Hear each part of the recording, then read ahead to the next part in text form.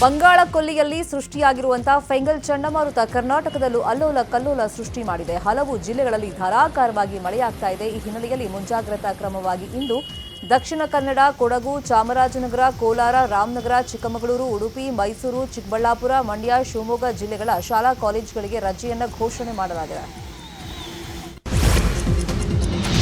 ರಾಜ್ಯದಲ್ಲಿ ಫೆಂಗಲ್ ಚಂಡಮಾರುತ ಅಬ್ಬರಿಸ್ತಾ ಇದೆ. ಬೆಂಗಳೂರಿನಲ್ಲಿ ಬಿಟ್ಟು ಬಿಡದೆ ಮಳೆ ಸುರಿತಾ ಇದೆ. ಚುಮು ಚಳಿಗೆ ಜನ ತತ್ತರಿಸಿ ಹೋಗಿದ್ದಾರೆ. ಕಚೇರಿ, ಶಾಲಾ ಕಾಲೇಜಿಗೆ ತೆರಳುವವರಿಗೆ ಕಿರಿಕಿರಿ ಉಂಟಾಗಿದೆ. 1ರಿಂದ 7ನೇ ತರಗತಿವರೆಗೆ ಶಾಲೆಗಳಿಗೆ ರಜೆ ಕೊಡಿ ಅಂತ ಪೋಷಕರು ಒತ್ತಾಯ ಮಾಡಿದ್ದಾರೆ. ಆದರೆ ಬೆಂಗಳೂರಿನ ಶಾಲಾ ಕಾಲೇಜುಗಳಿಗೆ ರಜೆ ಘೋಷಣೆ ಮಾಡಿಲ್ಲ. ಎಂದಿನಂತೆ ಶಾಲಾ ಕಾಲೇಜುಗಳು ತೆರೆದಿದ್ದು ಪಾಠ ಪ್ರವಚನಗಳು ನಡೆದಿವೆ. ಫೆಂಗಲ್ ಎಫೆಕ್ಟ್ನಿಂದ ಬೆಂಗಳೂರಿನಲ್ಲಿ ನಿನ್ನೆಯಿಂದ ಸುರಿಯುತ್ತಿರುವ ಜಡಿ ಮಳೆಗೆ ವಿಧಾನಸೌಧದ ಎದುರು ಮರವೊಂದು ಬಿದ್ದಿದೆ. ಮರ ಬಿದ್ದ ಪರಿಣಾಮ ಜನರಿಗೆ ಓಡಾಡೋಕೆ ಸಮಸ್ಯೆ ಉಂಟಾಗಿತ್ತು. ಕೂಡಲೇ ಸ್ಥಳಕ್ಕೆ ಆಗಮಿಸಿದ ಪಾಲಿಕೆ ಸಿಬ್ಬಂದಿ ಮರದ ಕೊಂಬೆಗಳನ್ನು ಕಟಾವು ಮಾಡಿದೆ. ಆದರೆ ಕೊಂಬೆಗಳನ್ನು ತೆರವು ಮಾಡದೆ ಸಿಬ್ಬಂದಿ ನಿರ್ಲಕ್ಷ್ಯ ವಹಿಸಿದ್ದು ರಸ್ತೆಯಲ್ಲಿಯೇ ಪಾದಚಾರಿಗಳು ಓಡಾಡುವಂತಾಗಿದೆ. ಫೆಂಗಲ್ ಚಂಡಮಾರುತದ ಎಫೆಕ್ಟ್ ವಿಮಾನ ಪ್ರಯಾಣಕ್ಕೂ ತಟ್ಟಿದೆ. ದೇವನಹಳ್ಳಿಯ ಕೆಂಪೇಗೌಡ ವಿಮಾನ ನಿಲ್ದಾಣದಲ್ಲಿ ಪ್ರಯಾಣಿಕರು ಪರದಾಟವನ್ನು ಪಡ್ತಾ ಇದ್ದಾರೆ. ಮಳೆಯಿಂದ ವಿಮಾನಗಳು ಮಿಸ್ ಆಗುವಂತಹ ಆತಂಕದಿಂದ ಪ್ರಯಾಣಿಕರು ಬೇಗ ಬರ್ತಾ ಇದ್ದಾರೆ. ಮಧ್ಯಾಹ್ನ ಪ್ರಯಾಣಕ್ಕೆ ಟಿಕೆಟ್ ಬುಕ್ ಆಗಿದ್ರು ಬೆಳಗ್ಗೆಯೇ ಪ್ರಯಾಣಿಕರು ಬರ್ತಾ ಇದ್ದಾರೆ. ಹೀಗಾಗಿ ಜನದಟ್ಟಣೆ ಹೆಚ್ಚಾಗ್ತಾ ಇದೆ. ದಕ್ಷಿಣ ಕನ್ನಡ ಜಿಲ್ಲೆಯಲ್ಲಿ ಮಳೆ ಅವಾಂತರ ಮುಂದುವರೆದಿದೆ. ಬಜಪೆ ಸಮೀಪದ ಅದ್ಯಪಾಡಿಯಲ್ಲಿ ಭಾರೀ ಭೂಕುಸಿತವಾಗಿದೆ. ಮಂಗಳೂರು ವಿಮಾನ ನಿಲ್ದಾಣ ಕೆಳಭಾಗದ ಅದ್ಯಪಾಡಿ ಪ್ರದೇಶದಲ್ಲಿ ಭೂಕುಸಿತವಾಗಿದ್ದು ಭಾರೀ ಆತಂಕಕ್ಕೆ ಕಾರಣವಾಗಿದೆ. ಗುಡ್ಡದ ಕೆಳಭಾಗದ ಉಮಾನಾಥ ಸಾಲ್ಯನ್ ಎಂಬುವರ ಮನೆಗೆ ಹಾನಿಯಾಗಿದೆ.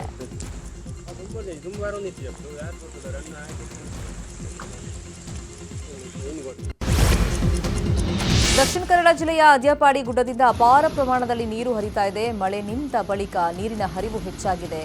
ಮಂಗಳೂರು ವಿಮಾನ ನಿಲ್ದಾಣದಿಂದ ಏಕಾಏಕಿ ಮಳೆ ನೀರನ್ನು ಬಿಡಲಾಗಿದೆ. ಇದರಿಂದ ಗುಡ್ಡದ ಕೆಳಗಿರೋ ಮನೆಗಳಿಗೆ ಹಾನಿಯಾಗ್ತಿದೆ. ನೀರಿನ ಜೊತೆಗೆ ಬಂಡೆಕಲ್ಲು, ಮಣ್ಣು ಕೂಡ ಕೊಚ್ಚಿಕೊಂಡು ಬಂದು ಮನೆ ಮುಂದೆ ನಿಲ್ತಾ ಇದೆ.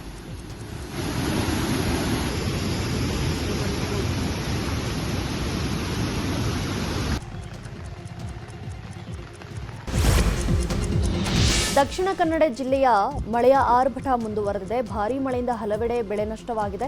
4 ದಿನಗಳ ಹಿಂದೆಯಷ್ಟೇ ಬಿತ್ತಿದ್ದ ಭತ್ತದ ಬೆಳೆ ನಾಶವಾಗಿದೆ. ಅದ್ಯಪಾಡಿ ಸೇರಿದಂತೆ ಹಲವು ಭಾಗದ ಗದ್ದೆ ತೋಟಗಳಿಗೆ ನೀರು ನುಗ್ಗಿದೆ.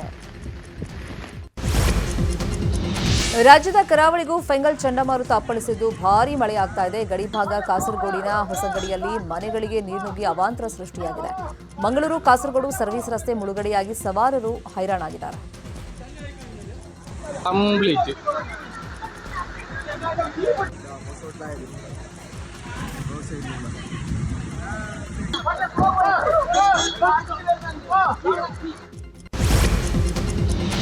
ಸಾಂಸ್ಕೃತಿಕ ನಗರಿ ಮೈಸೂರಿನಲ್ಲೂ ವರುಣ ಆರ್ಭಟಿಸಿದ್ದಾನೆ. ಜಿಲ್ಲೆಯಾದ್ಯಂತ ಭಾರೀ ಮಳೆಯಾಗ್ತಾ ಇದ್ದು ಹುಣಸೂರು ತಾಲೂಕಿನ ಕಾಳೇನಹಳ್ಳಿಯಲ್ಲಿ ಕಟಾವು ಮಾಡಿದ ಭತ್ತ ತೊಯ್ದು ತೊಪ್ಪೆಯಾಗಿದೆ. ಕೈಗೆ ಬಂದ ತುತ್ತು ಬಾಯಿಗೆ ಬಾರದೆ ರೈತರು ಕಂಗಾಲಾಗಿದ್ದು ಸೂಕ್ತ ಪರಿಹಾರಕ್ಕೆ ಅನ್ನದಾತರು ಸರ್ಕಾರಕ್ಕೆ ಒತ್ತಾಯಿಸಿದ್ದಾರೆ.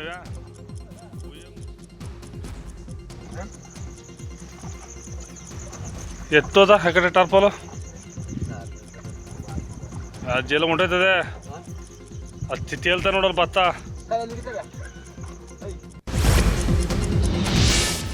ಭಾರೀ ಮಳೆಗೆ ಮೈಸೂರಿನ ಸರಸ್ವತಿಪುರಂನಲ್ಲಿ ಮರವೊಂದು ಧರೆಗೆ ಉರುಳಿದೆ. ಏಕಕಾಲಕ್ಕೆ 2 ಮರಗಳು ಧರೆಗೆ ಉರುಳಿದ ಪರಿಣಾಮ ಮನೆ ಮುಂದೆ ನಿಲ್ಲಿಸಿದ್ದ 2 ಕಾರ್ಗಳು ಜಖಮ್ಮಾಗಿವೆ. ಮರ ಕಾರ್ನ ಮೇಲೆ ಉರುಳಿ ಬಿದ್ದಿರೋ ದೃಶ್ಯ ಸಿಸಿಟಿವಿಯಲ್ಲಿ ಸೆರೆಯಾಗಿದೆ.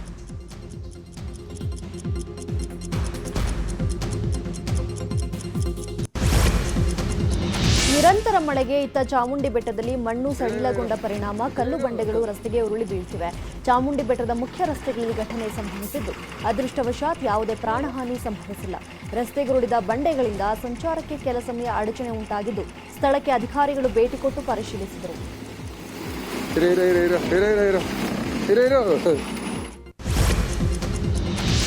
ಮಂಡ್ಯದಲ್ಲೂ ವರುಣನ ಆರ್ಭಟಕ್ಕೆ ಕಟಾವು ಮಾಡಿದ್ದ ಭತ್ತ ನೀರು ಪಾಲಾಗಿದೆ. ಮಂಡ್ಯ ಜಿಲ್ಲೆಯ ವಿವಿಧ ಗ್ರಾಮಗಳಲ್ಲಿ ಭತ್ತದ ಫಸಲು ನೀರು ಪಾಲಾಗಿದೆ.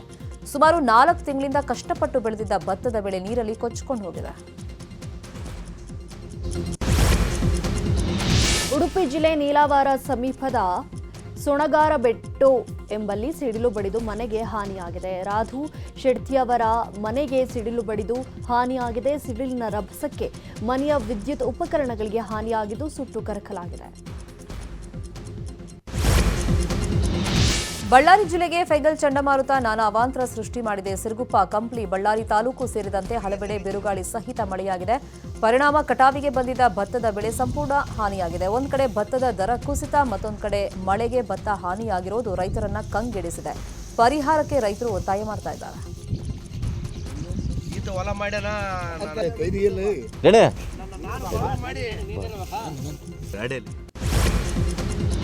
ಉತ್ತರ ಕನ್ನಡ ಜಿಲ್ಲೆಯಾದ್ಯಂತ ಜಿಟಿ ಮಳೆಯಾಗ್ತಾ ಇದೆ. ಮಳೆ ಹಿನ್ನೆಲೆ ಜನಜೀವನಕ್ಕೆ ತೊಂದರೆಯಾಗಿದೆ. ಅರಬ್ಬಿ ಸಮುದ್ರದಲ್ಲಿ ಅಲೆಗಳ ಅಬ್ಬರವಿರುವ ಹಿನ್ನೆಲೆಯಲ್ಲಿ ಮೀನುಗಾರಿಕೆಗೂ ಸಂಕಷ್ಟ ಎದುರಾಗಿದೆ.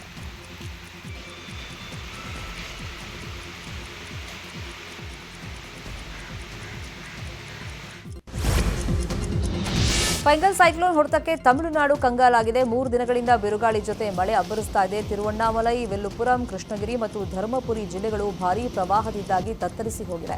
ಸೈಕ್ಲೋನ್ ಅಬ್ಬರಕ್ಕೆ ಈವರೆಗೆ 14 ಮಂದಿ ಮೃತಪಟ್ಟಿದ್ದಾರೆ. ಹಲವೆಡೆ ರೈಲು ಸಂಚಾರ ರದ್ದಾಗಿದ್ದು ವಾಹನ ಸಂಚಾರ ಅಸ್ತವ್ಯಸ್ತವಾಗಿದೆ. ಇವತ್ತು ಕೂಡ ತಮಿಳುನಾಡಿನಲ್ಲಿ ಹಲವು ಶಾಲೆಗಳಿಗೆ ರಜೆಯನ್ನ ಘೋಷಣೆ ಮಾಡಲಾಗಿದೆ. ಈ ಕೂಡಲೇ ತಮಿಳುನಾಡಿಗೆ 2,000 ಕೋಟಿ ಪರಿಹಾರ ನೀಡುವಂತೆ ಸಿಎಂ ಸ್ಟಾಲಿನ್ ಪ್ರಧಾನಿ ಮೋದಿಗೆ ಮನವಿ ಮಾಡಿದ್ದಾರೆ. ಫೆಂಗಲ್ ಚಂಡಮಾರುತಕ್ಕೆ ತಮಿಳುನಾಡು ಕಂಗಾಲಾಗಿದೆ. 3-4 ದಿನದಿಂದ ತಮಿಳುನಾಡಿನಲ್ಲಿ ಭಾರೀ ಮಳೆಯಾಗ್ತಾ ಇದ್ದು ಅಪಾರ ಪ್ರಮಾಣದಲ್ಲಿ ಹಾನಿಯಾಗಿದೆ.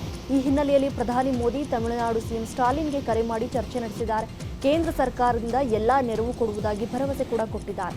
ಜೊತೆಗೆ ಪರಿಹಾರ ಕಾರ್ಯಗಳ ಬಗ್ಗೆ ಚರ್ಚೆ ನಡೆಸಿದ್ದು ನಿಮ್ಮ ಜೊತೆಗೆ ನಾವಿದ್ದೇವೆ ಎಂದು ಧೈರ್ಯ ಹೇಳಿದ್ದಾರೆ. ತಮಿಳುನಾಡಿನಲ್ಲಿ ಫೆಂಗಲ್ ಆರ್ಭಟಕ್ಕೆ ನಾನಾ ಅವಾಂತರಗಳು ಸೃಷ್ಟಿಯಾಗಿದೆ. ನಿರಂತರ ಮಳೆಯಿಂದ ತಿರುವಣ್ಣಾಮಲೈನಲ್ಲಿ ಗುಡ್ಡ ಕುಸಿದಿದ್ದು ಮನೆಯೊಂದರ ಮೇಲೆ ಬೃಹತ್ ಬಂಡೆ ಬಿದ್ದಿದೆ. ಪರಿಣಾಮ ಮನೆಯಲ್ಲಿದ್ದ 5 ಮಕ್ಕಳು ಸೇರಿದಂತೆ 7 ಮಂದಿ ಸಾವನ್ನಪ್ಪಿದ್ದಾರೆ. 4 ಮೃತದೇಹಗಳನ್ನು ಹೊರತೆಗೆದು ಆಸ್ಪತ್ರೆಗೆ ರವಾನಿಸಲಾಗಿದೆ. ಮೃತರ ಕುಟುಂಬಕ್ಕೆ ತಮಿಳುನಾಡು ಸಿಎಂ 5 ಲಕ್ಷ ರೂಪಾಯಿ ಪರಿಹಾರ ಘೋಷಣೆ ಮಾಡಿದ್ದಾರೆ.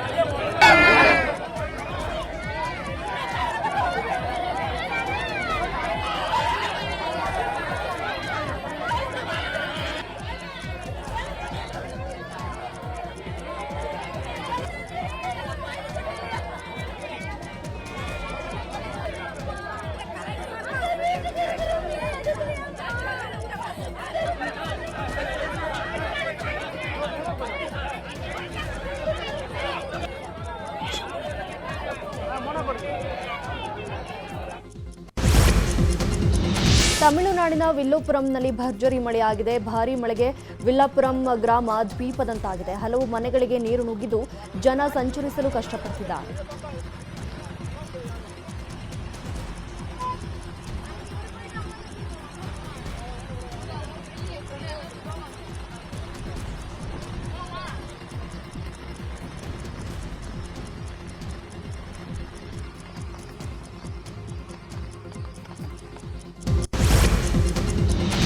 ತಮಿಳುನಾಡಿನ ಸೇಲಂನಲ್ಲಿ ಭರ್ಜರಿ ಮಳೆಯಾಗಿದೆ. ಭಾರೀ ಮಳೆಗೆ ವಯಲ್ಕಾಡು, ಸಿನಿಮಾ ನಗರ ಸೇರಿದಂತೆ 50ಕ್ಕೂ ಹೆಚ್ಚು ಮನೆಗಳಿಗೆ ಮಳೆ ನೀರು ನುಗ್ಗಿ ಹಾನಿಯಾಗಿದೆ.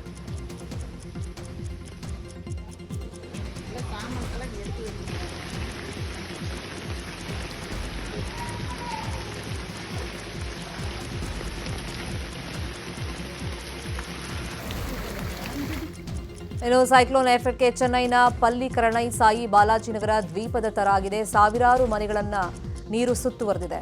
ಇನ್ನು ಮಳೆ ಹಾನಿ ದೃಶ್ಯ ಡ್ರೋನ್ ಕ್ಯಾಮೆರಾದಲ್ಲಿ ಸೆರೆಯಾಗಿದೆ. ರಸ್ತೆಗಳಲ್ಲಿ ನಿಂತ ಮಳೆ ನೀರಿನಿಂದ ಹಾವು ಸೇರಿದಂತೆ ವಿಷ ಜಂತುಗಳು ಬರ್ತಾ ಇವೆ ಅಂತ ಜನ ಆತಂಕದಲ್ಲಿದ್ದಾರೆ.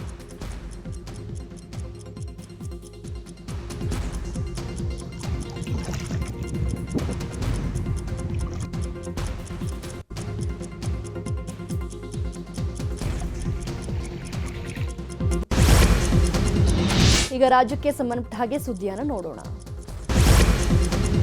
ರಾಜ್ಯದಲ್ಲಿ ಕಾಡಾನೆಗಳ ಹಾವಳಿ ಹೆಚ್ಚಾಗಿದೆ. ಬೆಂಗಳೂರು ಗ್ರಾಮಾಂತರ, ಬನ್ನೇರುಘಟ್ಟ, ಕೋಡಿಹಳ್ಳಿ, ಚನ್ನಪಟ್ಟಣ ಸೇರಿದಂತೆ ಹಲವೆಡೆ ಗಜಪಡೆಗಳು ರೈತರ ಬೆಳೆಯನ್ನ ನಾಶ ಮಾಡ್ತಿವೆ.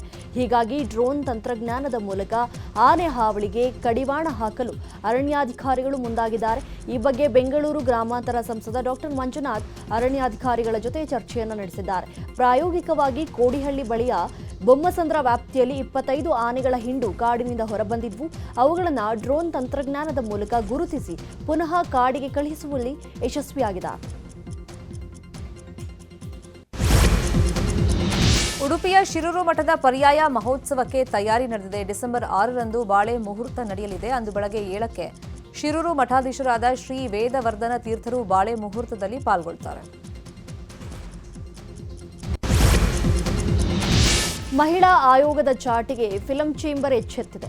ಪೋಷ್ ಕಮಿಟಿ ಮಾಡದ ಚೇಂಬರ್ ವಿರುದ್ಧ ದೂರು ನೀಡಿದ ಬೆನ್ನಲ್ಲೇ ಫಿಲಂ ಚೇಂಬರ್ ಕಮಿಟಿ ರಚಿಸಲು ಮುಂದಾಗಿದೆ. ಫೈರ್ ಸಂಸ್ಥೆಯ ಕವಿತಾ ಲಂಕೇಶ ಸೇರಿದಂತೆ 11 ಜನರ ಹೆಸರು ಪೋಷ್ ಕಮಿಟಿಗೆ ಫೈನಲ್ ಮಾಡಲಾಗಿದೆ. ಡಿಸೆಂಬರ್ 14ಕ್ಕೆ ಫಿಲಂ ಚೇಂಬರ್ ಚುನಾವಣೆ ಮುಗಿದ ನಂತರ ಅಧಿಕೃತವಾಗಿ ಹೆಸರು ಅನೌನ್ಸ್ ಆಗಲಿದೆ. ರಾಮನಗರದಲ್ಲಿ ತಾತ್ಕಾಲಿಕವಾಗಿ ನಿರ್ಮಿಸಲಾಗಿದ್ದ ಸೇತುವೆ ಕುಸಿಯುವಂತಹ ಹಂತಕ್ಕೆ ತಲುಪಿದೆ. ಕಳೆದ 2 ವರ್ಷಗಳ ಹಿಂದೆ ಬಿಡದಿ ಮಾಗಡಿ ಸಂಪರ್ಕ ಕಲ್ಪಿಸುವ ಸೇತುವೆ ಕೊಚ್ಕೊಂಡು ಹೋಗಿತ್ತು. ಹೀಗಾಗಿ ಅಧಿಕಾರಿಗಳು ತಾತ್ಕಾಲಿಕವಾಗಿ ಸೇತುವೆ ನಿರ್ಮಾಣ ಮಾಡಿದರು. ಆದರೆ ಈಗ ತಾತ್ಕಾಲಿಕ ಸೇತುವೆಯೂ ಬಿರುಕು ಬಿಟ್ಟಿದೆ. ತಕ್ಷಣವೇ ಸಂಚಾರ ರದ್ದುಗೊಳಿಸಿ ಸೇತುವೆ ನಿರ್ಮಾಣ ಮಾಡಿಕೊಡುವಂತೆ ಸಾರ್ವಜನಿಕರು ಮನವಿ ಮಾಡ್ತಾ ಇದ್ದಾರೆ.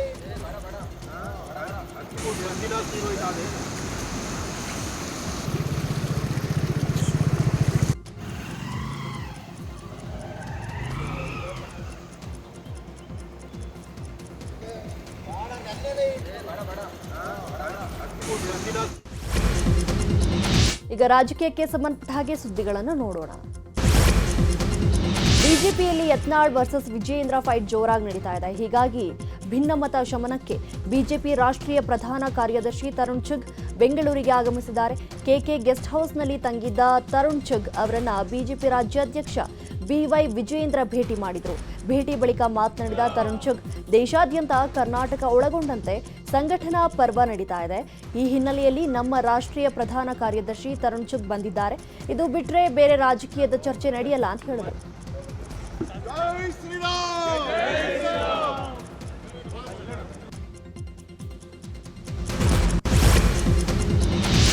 ಇನ್ನು ತಮ್ಮ ಪುತ್ರನ ವಿರುದ್ಧ ಸಮರ ಸಾರಿರುವಂತಹ ಬಂಡಾಯ ಶಾಸಕ ಯತ್ನಾಳ್ಗೆ ತಕ್ಕ ಪಾಠವನ್ನ ಕಲಿಸೋದಕ್ಕೆ ಯಡಿಯೂರಪ್ಪ ಸಜ್ಜಾಗಿದ್ದಾರೆ. ಇವತ್ತು ಮಧ್ಯಾಹ್ನ ಬಿಜೆಪಿ ರಾಷ್ಟ್ರೀಯ ಪ್ರಧಾನ ಕಾರ್ಯದರ್ಶಿ ತರುಣ್ ಚುಗ್ರನ್ನ ಬಿಎಸ್ವೈ ಪ್ರತ್ಯೇಕವಾಗಿ ಭೇಟಿ ಮಾಡಿ ದೂರನ್ನ ನೀಡಲಿದ್ದಾರೆ. ಬಸನಗೌಡ ಪಾಟೀಲ್ ಯತ್ನಾಳ್ ನಡೆ, ಅವರ ಮಾತಿನಿಂದ ಸಂಘಟನೆ ಹಾಗೂ ಕಾರ್ಯಕರ್ತರ ಮೇಲಾಗ್ತಿರುವಂತಹ ಎಫೆಕ್ಟ್ ಹಾಗೂ ಯತ್ನಾಳ್ಗೆ ಬೆಂಬಲ ಕೊಟ್ಟವರ ಬಗ್ಗೆ ದೂರನ್ನ ಕೊಡಲಿದ್ದಾರೆ. ಇತ್ತ ರಾಜ್ಯಕ್ಕೆ ಕೇಂದ್ರ ನಾಯಕರು ಭೇಟಿ ಮಾಡುತ್ತಿದ್ದಂತೆ ಅತ್ತ ರೆಬೆಲ್ಸ್ ಟೀಮ್ ದೆಹಲಿಯಲ್ಲಿ ಠಿಕಾಣಿ ಹೂಡಿದೆ. ಈ ಮಧ್ಯೆ ದೆಹಲಿಯ ಕರ್ನಾಟಕ ಭವನದಲ್ಲಿ ಸಭೆ ಸೇರಲಿರುವ ರೆಬೆಲ್ಸ್ ನಾಯಕರು ವಕ್ಫ್ ಹೋರಾಟದ ಮೊದಲ ಹಂತದ ಪ್ರವಾಸದ ವರದಿ ಸಲ್ಲಿಕೆಗೆ ಮುಂದಾಗಿದ್ದಾರೆ. ನಾಳೆ ಯತ್ನಾಳ್ ಭೇಟಿಗೆ ಸಂಸದೀಯ ಜಂಟಿ ಸಮಿತಿ ಅಧ್ಯಕ್ಷರು ಅವಕಾಶ ಕೊಟ್ಟಿದ್ದಾರೆ. ಬಿಜೆಪಿ ರಾಜ್ಯಾಧ್ಯಕ್ಷ ಬಿವೈ ವಿಜಯೇಂದ್ರ ಸೇರಿ ಪಕ್ಷದ ಉಳಿದವರು ತಮ್ಮ ವಿರುದ್ಧ ಏನು ದೂರು ಕೊಡಬಹುದು ಅಂತ ನಿಗಾವಹಿಸಿದ್ದಾರೆ. ದೆಹಲಿಯಲ್ಲಿ ಬಂಡಾಯ ಶಮನಕ್ಕೆ ಹೈಕಮಾಂಡ್ ಮದ್ದು ಅರಿತಾ ಇದ್ದಾರೆ. ಇತ್ತ ಬಣ ಸಂಘರ್ಷದಿಂದ ವಿಜಯೇಂದ್ರಗೆ ಕುತ್ತು ಬರದಂತೆ ಬಿವೈವಿ ಆಪ್ತ ಬಣದ ಮಾಜಿ ಶಾಸಕರು ದೇವರ ಮೊರೆ ಹೋಗಿದ್ದಾರೆ. ಯಡಿಯೂರಿನ ಸಿದ್ದಲಿಂಗೇಶ್ವರ ದೇಗುಲಕ್ಕೆ ಭೇಟಿ ನೀಡಿದ ಮಾಜಿ ಶಾಸಕ ಎಂಪಿ ರೇಣುಕಾಚಾರ್ಯ ಅಂಡ್ ಟೀಮ್ ಇವತ್ತು ಪೂಜೆಯನ್ನ ಸಲ್ಲಿಸಲಿದೆ. ಈ ಹಿಂದೆಯೂ ವಿಜಯೇಂದ್ರಗೆ ಒಳಿತಾಗಲಿ ಅಂತ ಚಾಮುಂಡೇಶ್ವರಿ ಹಾಗೂ ಕುರುಡುಮಲೆ ಗಣಪತಿ ದೇವಸ್ಥಾನದಲ್ಲಿ ವಿಶೇಷ ಪೂಜೆಯನ್ನ ಸಲ್ಲಿಕೆ ಮಾಡಲಾಗಿತ್ತು. ಪುತ್ರನಿಗೂ ಒಳ್ಳೆಯದಾಗಲಿ ಅಂತ ಬಿಎಸ್ವೈ ಕೂಡ ಬೂಕನಕೆರೆಯಲ್ಲಿ ಪೂಜೆಯನ್ನ ಸಲ್ಲಿಸಿದರು.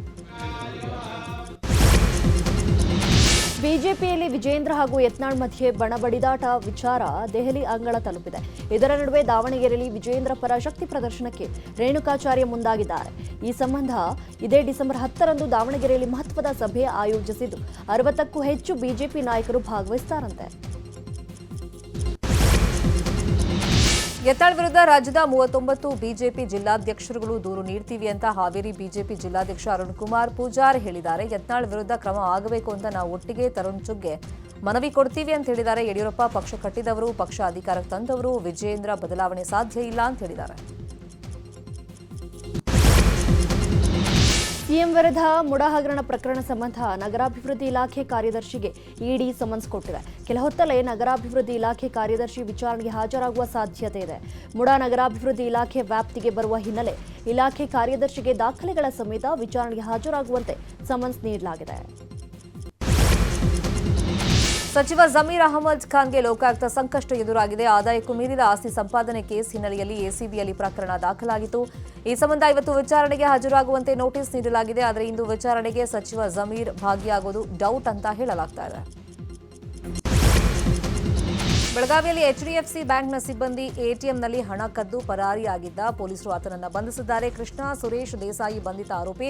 ಈತ ಎಟಿಎಂಗೆ ಹಣ ತುಂಬುವಂತ ಕೆಲಸ ಮಾಡ್ತಾ ಇದ್ದ. ಹೀಗಾಗಿ ಎಟಿಎಂ ಕೀ ಆತನ ಬಳಿನೇ ಇತ್ತು. ಇದನ್ನು ಉಪಯೋಗಿಸಿ 8 ಲಕ್ಷ ಹಣ ಕದ್ದಿದ್ದ.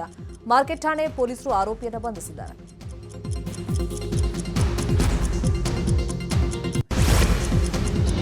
ಈಗ ದೇಶ ಹಾಗೂ ವಿದೇಶಕ್ಕೆ ಸಂಬಂಧಪಟ್ಟ ಹಾಗೆ ಸುದ್ದಿಯನ್ನು ನೋಡೋಣ. ಮಹಾರಾಷ್ಟ್ರ ಸಿಎಂ ಘೋಷಣೆ ಇದುವರೆಗೂ ಸಸ್ಪೆನ್ಸ್ ಆಗೇ ಉಳಿದಿದೆ. ನಾಳೆ ಬಿಜೆಪಿ ಶಾಸಕಾಂಗ ಸಭೆ ನಡೆಯಲಿದ್ದು, ಸಭೆ ಬಳಿಕ ಸಿಎಂ ಯಾರೆಂಬ ಘೋಷಣೆಯಾಗುವ ಸಾಧ್ಯತೆ ಇದೆ. ಕೇಂದ್ರೀಯ ವೀಕ್ಷಕರಾಗಿ ನಿರ್ಮಲಾ ಸೀತಾರಾಮನ್, ವಿಜಯ ರೂಪಾನಿ ನೇಮಕಗೊಂಡಿದ್ದಾರೆ. ಈ ಮಧ್ಯೆ ಅಜಿತ್ ಪವಾರ್ ದೆಹಲಿಯಲ್ಲಿ ಠಿಕಾಣಿ ಹೂಡಿದ್ದಾರೆ. ಖಾತೆಗಳ ಹಂಚಿಕೆ ಬಗ್ಗೆಯೂ ಮಹತ್ವವಾದ ಸಭೆ ನಡೆಯುತ್ತೆ ನಾಳೆ. ಕಳೆದೊಂದು ವಾರದಿಂದ ನಡೆಯುತ್ತಿರುವಂತಹ ಸಂಸತ್ ಕಲಾಪ ಬರೀ ಗದ್ದಲದಲ್ಲೇ ಕೂಡಿದೆ. ಇವತ್ತು ಸುಗಮ ಕಲಾಪ ನಡೆಯುವಂತಹ ನಿರೀಕ್ಷೆ ಇತ್ತು. ಆದರೆ ಕಲಾಪ ಆರಂಭ ಆಗ್ತಾ ಇದ್ದಂತೆ ವಿಪಕ್ಷಗಳು ಬಾಂಗ್ಲಾದೇಶ ಹಾಗೂ ಸವಾಲ್ ಬಗ್ಗೆ ಚರ್ಚೆಗೆ ಆಗ್ರಹ ಮಾಡಿದ್ರು. ಈ ವೇಳೆ ಸ್ಪೀಕರ್ ಶೂನ್ಯ ವೇಳೆಯಲ್ಲಿ ಅನುಮತಿ ನೀಡ್ತೀನಿ ಅಂತ ಹೇಳಿದ್ರು. ಈ ವೇಳೆ ಕಲಾಪದಲ್ಲಿ ಗದ್ದಲ ಉಂಟಾಯಿತು. ಈ ಮಧ್ಯೆ ಇಂಡಿಯಾ ಕೂಟ ನಾಯಕರು ರಾಹುಲ್ ಗಾಂಧಿ ನೇತೃತ್ವದಲ್ಲಿ ಪ್ರತಿಭಟನೆ ನಡೆಸ್ತಾ ಇದ್ರು. ಲೋಕಸಭೆಯಲ್ಲಿ ಅದಾನಿ ಪ್ರಕರಣದ ಬಗ್ಗೆ ಚರ್ಚೆಗೆ ಅವಕಾಶ ನೀಡಬೇಕು ಅಂತ ಹೇಳಿ ಇಂಡಿಯಾ ಕೂಟದ ನಾಯಕರು ಒತ್ತಾಯವನ್ನು ಮಾಡಿದರು.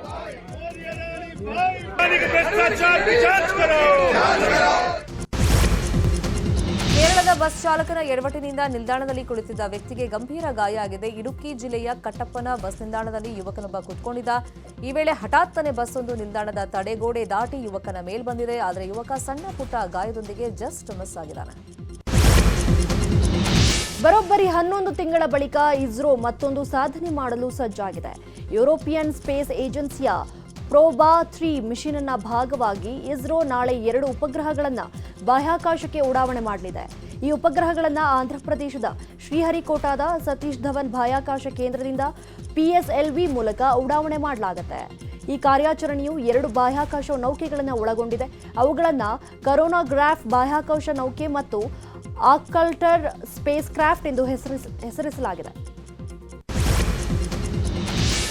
ಬ್ಲೀಡಿಂಗ್ ಐ ವೈರಸ್ನಿಂದ ಪೂರ್ವ ಆಫ್ರಿಕಾದ ರುವಾಂಡಾದಲ್ಲಿ 15ಕ್ಕೂ ಹೆಚ್ಚು ಜನರು ಮೃತಪಟ್ಟಿದ್ದಾರೆ. 106 ಜನರಿಗೆ ಸೋಂಕು ತಗುಲಿದ್ದು 2 ತಿಂಗಳಲ್ಲೇ ಆಫ್ರಿಕನ್ ದೇಶದ 17ಕ್ಕೂ ಹೆಚ್ಚು ಪ್ರದೇಶದಲ್ಲಿ ಇದು ಹರಡಿದೆ. Rwanda, Burundi, central African Republican, ಹಾಗೆಯೇ ಕಾಂಗೋ, ಕೀನಿಯಾ, ಉಗಾಂಡ ಸೇರಿದಂತೆ ಹಲವೆಡೆಯಿಂದ ಬರುವಂತಹ ಪ್ರಯಾಣಿಕರ ಮೇಲೆ UK ಹೆಲ್ತ್ ಸೆಕ್ಯೂರಿಟಿ ಏಜೆನ್ಸಿ ನಿಗಾ ಇಟ್ಟಿದೆ. ಈ ಪ್ರದೇಶಗಳಿಗೆ ಪ್ರಯಾಣಿಸುವವರ ಮೇಲೆ ಹದ್ದಿನ ಕಣ್ಣನ್ನು ಇಡಲಾಗಿದೆ. ಕುಟುಂಬದಲ್ಲಿ ತುರ್ತು ಪರಿಸ್ಥಿತಿ ಹಿನ್ನೆಲೆ ಭಾರತಕ್ಕೆ ಹಿಂದಿರುಗಿದ್ದ ಟೀಂ ಇಂಡಿಯಾದ ಕೋಚ್ ಗೌತಮ್ ಗಂಭೀರ್ ಆಸ್ಟ್ರೇಲಿಯಾಗೆ ವಾಪಸ್ಸಾಗಿದ್ದಾರೆ. ಗಂಭೀರ್ ಮೊದಲ ಟೆಸ್ಟ್ ಬಳಿಕ ಭಾರತಕ್ಕೆ ಮರಳಿದ್ರು. ಇವತ್ತು ಅಡಿಲೇಡ್ನಲ್ಲಿ ತಂಡವನ್ನು ಗಂಭೀರ್ ಕೂಡಿಕೊಳ್ಳಲಿದ್ದಾರೆ. ಭಾರತದ star shuttler PV Sindhu December 22ಕ್ಕೆ ವೈವಾಹಿಕ ಜೀವನಕ್ಕೆ ಕಾಲಿಡ್ತಾ ಇದ್ದಾರೆ. ಇತ್ತೀಚೆಗಷ್ಟೇ ಸೈಯದ್ ಮೋದಿ ಟೂರ್ನಿಯಲ್ಲಿ ಚಾಂಪಿಯನ್ ಆಗಿರುವ ಸಿಂಧು ಹೈದರಾಬಾದ್ ಮೂಲದ ಖಾಸಗಿ ಕಂಪನಿಯೊಂದರ CEO ವೆಂಕಟದತ್ತ ಸಾಯ್ ಎಂಬುವರನ್ನು ವರಿಸಲಿದ್ದಾರೆ. ಡಿಸೆಂಬರ್ 24ಕ್ಕೆ ಹೈದರಾಬಾದ್ನಲ್ಲಿ ಔತಣಕೂಟ ಏರ್ಪಡಿಸಲಾಗಿದೆ. ಅಮ್ಮನ ನೆನಪಿಗಾಗಿ ನಟ ವಿನೋದ್ ರಾಜ್ ಸ್ಮಾರಕ ಕಟ್ಟಿದ್ದಾರೆ. ಕಳೆದ ವರ್ಷ ಡಿಸೆಂಬರ್ 8ರಂದು ನಟಿ ಲೀಲಾವತಿ ವಿಧಿವಶರಾಗಿದ್ದರು. ಈ ವರ್ಷದ ಆರಂಭದಲ್ಲಿ ತಾಯಿ ಸ್ಮಾರಕಕ್ಕೆ ವಿನೋದ್ ರಾಜ್ ಗುದ್ದಲಿ ಪೂಜೆಯನ್ನ ಮಾಡಿದರು. ಈಗ ಸ್ಮಾರಕ ಸಂಪೂರ್ಣವಾಗಿದ್ದು ಡಿಸೆಂಬರ್ 5ಕ್ಕೆ ಲೀಲಾವತಿ ಸ್ಮಾರಕ ಉದ್ಘಾಟನೆಯಾಗಲಿದೆ.